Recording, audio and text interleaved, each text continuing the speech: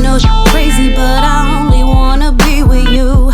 You think I'm shady cause I'm out here trying to make some moves, but it ain't like that. Just know that I'll be right back. I give you all my time just to let you know you're mine. It ain't nothing. Promise I'ma do it all to give you something. This love I got is only for you. You're my comfort, my future husband.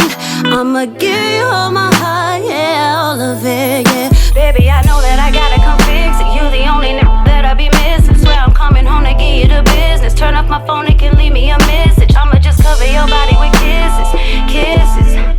Rub your body down, you know that I miss it, miss it.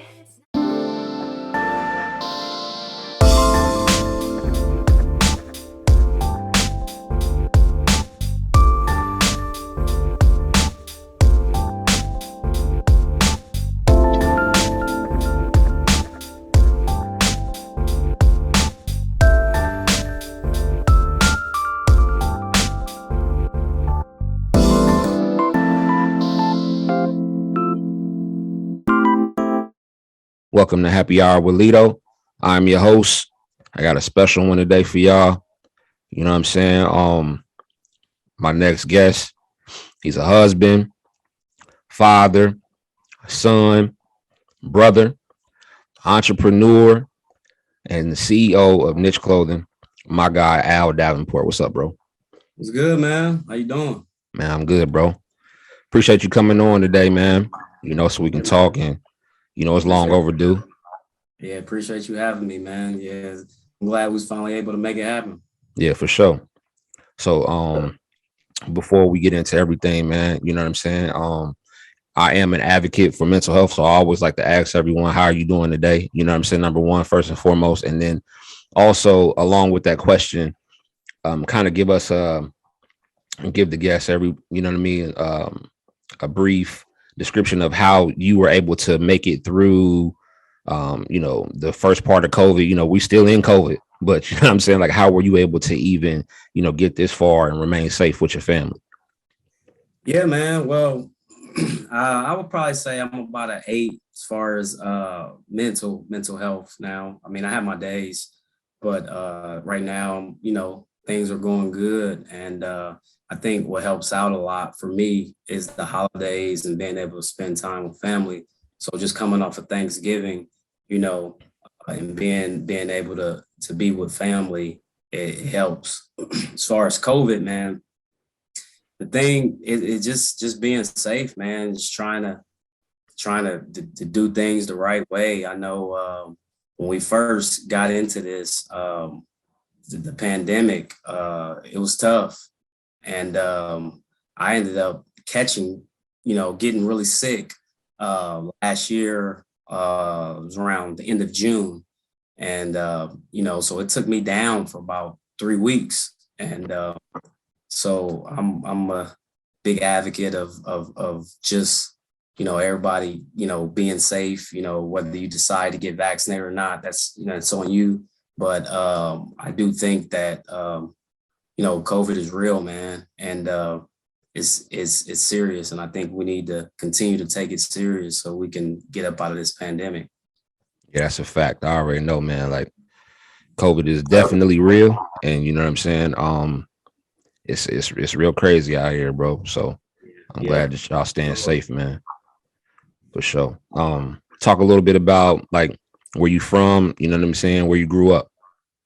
Yeah, man. So I was born and raised Columbus, Ohio. You know, grew up Trevor Heights is an inner city in Columbus, Ohio. So I ended up, you know, playing basketball at Urbana University and graduating, and then I ended up, you know, getting married and moving down to the Dayton area. That's where my wife is from. So I've been in the Dayton area ever since, and it's kind of my backstory. I've always been into, you know, fashion, shoes, and things like that. So, you know, that's just a little bit about my background. Word. And also you coach sometime, you know what I'm saying? You coach your son AJ. Talk about the process that goes into coaching and what you try to instill in your son as well as the team? Yeah, man, it takes a lot. I after I left, after I graduated from college, I started coaching college basketball. So I coached college basketball for about 7 years before I got into the corporate industry. But yeah, man, I've always loved the game, and if somebody, you know, that knows the game, I feels like it's my job to give back, to the kids and teach them the right way. And my son being an example of teaching him the right things to do, whether it's in school, on the court, and just teaching them the game, and because basketball can take you a lot of different areas. For me, I grew up inner city. I played AAU basketball, so we were able to travel and see different cities. Then once you get to college, you get there and you're surrounded by a lot of different people, different backgrounds. So you got to learn how to be, responsible. You got to learn how to be dependent and independent. And then you're on your own. And then you got to learn with going to school and playing basketball. So it's just basketball can teach you a lot of life lessons. And I feel like it's done that for me. And that's what I'm trying to do for the younger generation here in Dayton. We're trying to build something special because there's some special kids in this area, that can play the game of basketball. So, word, for those that don't know, he's talking about Dayton, Ohio, Dayton kids. You know what I'm saying? There is some special kids out here that can really play. Yeah. No, where did you said you coached in college? What college did you coach? Well, I coached at Veana University. So once I graduated, I started on coaching at the same, at Veana University. And so Coach Brian, he was my head coach. He hired me on, and then he ended up leaving to take a athletic director position. And so I stayed and was coaching with another guy. And so then, for about 6 or 7 years, and then migrated over to the corporate world. But it keeps you busy, man. It keeps you busy. So, I was just, it was time for me to do something else. And then, it just came. It's crazy how things come full circle because, here I am with my son. He's 9 years old, and I'm back being busy with basketball. And so it's a good thing. So, word. Talk about little AJ, man. You know what I'm saying? Like, that y'all got to see this kid. Like he really the truth. At 9 years old, he the truth for real. Yeah, he can play a little bit. He's he got a special aura about himself, and not just basketball, just as himself. He's a great kid. He's a giver, and he wants everyone to be happy, and he wants to please everyone. And so he's a naturally, good kid, and that translates over, into the court and in the classroom as well. And he just so happened to, know how to, put the basketball into the hoop right now at an early age, and he loves it. And that's the main thing. It's nothing that's been pushed or anything. He, of course, I gave him the basketball once he was. That's every man's dream, get your son, give him the basketball. And then he took it and ran with it. So as much as he loves to do it, I'm going to be here to, push him and make him better, man, until and get him ready for his next coach. So it's just getting him prepared, and he got the ability to be special, but it's if he wants to continue to work hard, and my job is to say, hey man, nothing's gonna come easy. So whatever you're gonna do, you're gonna have to work hard at it, whether it's basketball or being an entrepreneur. Anything you want to do, you got to put the work in. It's not just gonna come to you. That's a fact. And one thing I can say about him, he got that look in his eye all the time. Yeah, he is a killer. And he's a little different from me. I was more of a point guard, pass first, get everybody involved. He's trying to tear your neck off. So, and it's a good thing to have, man. So he's been working. So all I can do is keep pushing him. That's what's up, bro. So your company, man, which I'm super proud to be a part of, you know what I'm saying, as far as brand ambassador, one of the brand ambassadors that you have for niche clothing is blowing up. You know what I'm saying? Talk about how long like you really wanted to come up with the clothing line, and then like what made you like choose that name, and who did you like at the time? Who did you know that who you were going to market your clothes to? Like, well, I've always wanted to do something with fashion and clothing ever since I was a kid, and the name came from I had my cousin. He played football. He played football, college football. He played in the NFL for a couple of years, and so I used to always tell him, "Hey man, find your niche." Find your niche. Ever since he was 8, 9 years old, find your niche. And if you're able to find your niche and be great at that, you're okay. And be yourself. When you find your niche, regardless of what it is, you're being yourself and you're standing in your lane and you're mastering that. And who knows what happens, but good things that happen when you do that, you stay in your lane and you work hard. And so I always kind of had that in my mind, but the pandemic hit. And so when the pandemic hit, sitting in the house, and we're so conditioned to say, not right now. We're not going to do that right now. I'll do that in, next year, or, right. I can't do it right now. I'm too busy. I just jumped out on the limb, man. I was fortunate enough to have a conversation with, a manufacturer, and I just jumped out on the limb and sent me some stuff. And, I was brainstorming, some ideas, sent it to me, and here we are, man. So I just want to, try to keep getting better at, producing, quality clothing, and clothing that's going to last and that's comfortable for people. And also it has a meaning behind it. You know what I'm saying? Everybody's different. Everybody's different. Your niche is different than my niche. So, but no niche is too small if it's yours, so Word.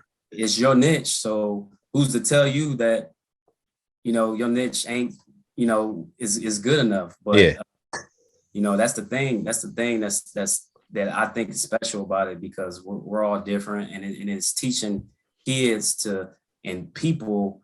And I want to teach kids and people to be themselves, who cares? Everybody's different, and nothing's wrong with being different, and find your niche, so that's kind of the backstory of that. And, here we are, man, just trying to get better at it. Get better. Like, yeah. I mean, people, have celebrities wear your stuff, from, Ari Spears to Shay Cotton, you know what I'm saying? Andy Steinberg, a comedian, you know what I mean? Yeah. Omar Gooden, he want us to send him a pack. Yeah, we tell him we got one coming out for him. I gotta get Shay some stuff too. So we're gonna send some more stuff out to Shay as well. For sure. Yeah, people, I mean, he came out on his own, bro. When I seen that video on Instagram, he just came out with he had the shirt on, and he was like, I guess he was at practice because, he coach, you know what I mean? Or I guess do work with kids. And he came out on his own and was like, yo, you know what I'm saying? Shout out to Niche Clothing. Yeah. No, that was huge, man. That was big time. And then, appreciate you again for, being a brand ambassador, for me and for the company, and getting some quality individuals, in our stuff that is getting us out there. So I really appreciate that. Oh, for sure. You already know. You know what I'm saying? I tell everybody, bro, even my wife, like when I first came, you know what I'm saying, to when we were working, when I first met you, you know what I'm saying? Like you kind of took me and like taught me some stuff, you know what I'm saying? And ever since then, I was like, yo, like, you know what I mean? I look at Al like a big brother, you know what I'm saying? Because at that time, nobody was like willing to grab, especially black, you know what I mean? You coming into a situation, a corporation where it's not a lot of black people, you know what I'm saying? And then on top of that, it's not a lot of black people that actually stay in a company like that. You know what I'm saying? So you like they sat me next to you and you was just, you know what I'm saying, teaching me stuff at that time, you know what I'm saying, which I was able to stay there for a long time. So, you know, like I appreciate you for that. Nah, I appreciate you too, man, because you know we started to develop a great friendship, but in all reality, you know, that time was one of the worst times, darkest times of my life, you know, but I got to meet good people and, you know, good things has come from those times. So it's been nothing but a blessing for real. Facts, word. I appreciate it, man. Bro, I wanted to talk to you about this. What happened to our Buckeyes, bro? Man, I think we got bullied, man. We got to get back to being a bully. I think we starting to be too finesse, man. I mean, it's good to see to throw the ball, but you look at Ohio State, man. We Big Ten football. We all run the ball. Run the ball. We can throw it, but we always control the game by running the ball. And Michigan they just bullied us, man. Like look at they bullied us, and all of the elements helped too. You know, it was snowing. You know, Harbaugh ain't won in not all these years. So, you know, the odds was against us. But my two brothers are big time Michigan fans, man. My aunt, my uncle, man, I'm hearing it. Listen, bro, I was sitting here watching the game and I was so mad because I was like, yo, what are y'all doing? Yeah. Like this game is like, this is the game. Like if you don't play good, the rest of the year, like this is the game that's going to matter. Like for other people, it's like, oh, national championship. Of course, we want to win a national championship, right? Yeah. But this game is the game. Yeah. And you cannot go out here half stepping at all. And we went out there and played like trash. I mean, and all the penalties. Yeah, jumping off sides. It was bad, man. It didn't look like we was prepared. And you know, one thing that happened before the game, my brother called me, and he was with his father-in-law, who is a big time Ohio State fan. And so he called me and said, "Hey, I just want to tell you the stat. Ohio State has less than 10 people that has played in this game. Michigan, them dudes been getting their butt kicked for the last 3 years and they season, you know what I'm saying? So that's not an excuse, but they knew what that game meant too. And you can tell they played harder than Ohio State. They definitely did. That one cat had what, 4 sacks?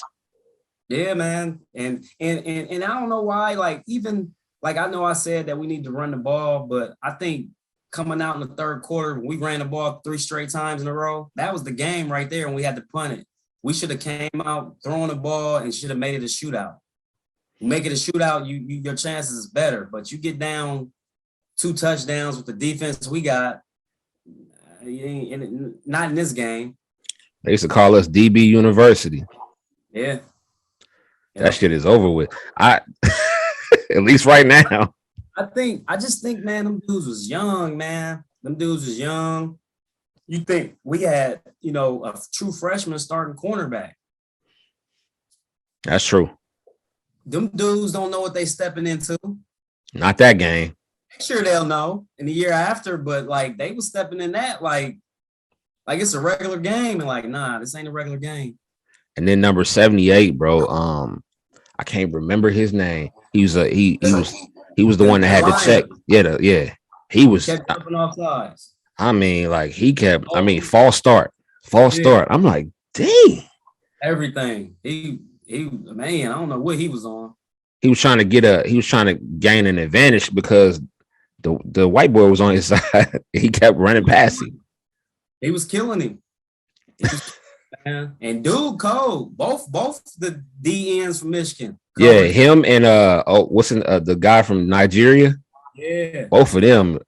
It kind of reminded us when we had Bosa and Chase Young and them. Yeah. But yeah, man, it was tough to see though. I tell you that. I'm still struggling from that loss. one thing I do feel like didn't happen, right, is Michigan didn't get any kind of holding penalties. Nah, they cornerbacks was holding a lot too. You know, So it's be one pass interference call, but if you remember that catch that number 11 in Jacob, yeah. He made with one hand, the dude was all over him. And it's like that's a pass interference. But it was a freshman check. He was killing him though. Yeah. But the freshman was checking him, but he was killing that freshman. He was in Michigan, so you know. Yeah, I was like, hold up. They got 5 touchdowns. Like they running back killed us with 5. He had 5 touchdowns, and they had no holding penalties the whole game. Yeah. Not one. And it felt like backyard football, man, because all they did, or Pop Warner football, because all they did was just hand the ball off the entire game, and we couldn't stop it. Like we just couldn't stop it, man. After a while, I was just like, oh yeah, and there's nothing we can do. That's a fact, man. Next year can't come fast enough because of that game. Took us to 7. We out of the top 4. It's over. Yeah, it's a wrap, man. We need a lot to happen. And I don't think Cincinnati gonna lose, and I don't think Michigan ain't gonna lose, and Cincinnati ain't gonna lose. So it's a wrap. We're gonna be rooting for Cincinnati if they get to the. Yeah, and I think they gotta. I really don't think they want to let Cincinnati in there, but they deserve it for real. Yeah, they do. They do. They need to quit playing with them, man. Yeah. Who were some of your influences growing up? Man, growing up, so, my mom, my granddad, my cousin Mike, I had, it's truly, they say it takes a village. And, I've always been surrounded by good people, my aunts, my uncles, they've always kind of steered me in the right way. Even if, keeping me on a straight path and out of the streets and things like that. So it's just my family. If you want to, my family, they're huge influences, and a driver for me is to one day be able to just kind of get whatever I want for anybody in my family, and that's a driver for me. So that keeps me going. Word. That's what's up, bro. Last question, man. If you had to build your own NBA team, in it don't matter, any era, give me your starting 5. Give me your starting 5 and your 6 man. Okay, my starting 5. This is me personally. I'm going with. Dang, that's hard. I'm going with Jordan, LeBron, Shaq,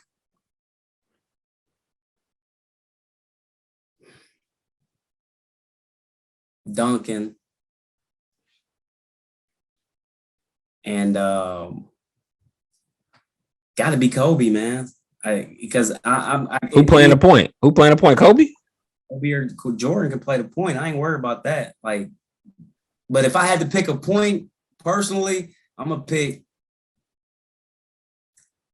I was a huge Penny fan, bro. So I'm gonna pick Penny. Penny. If Penny don't get hurt, we talking about him as one of the all-time greats. But you can go, you can go with Magic and all them. But give me Kobe and Jordan and LeBron. You can put LeBron at the 1. That's true. You know what I'm saying? And then you got them 2 killers. They all gonna lock up. Tim Duncan. Yeah, Duncan. Come on, man. Then Shaq, one of the most dominant ever. Who your 6 man? 6 man. Yeah, that's a good one.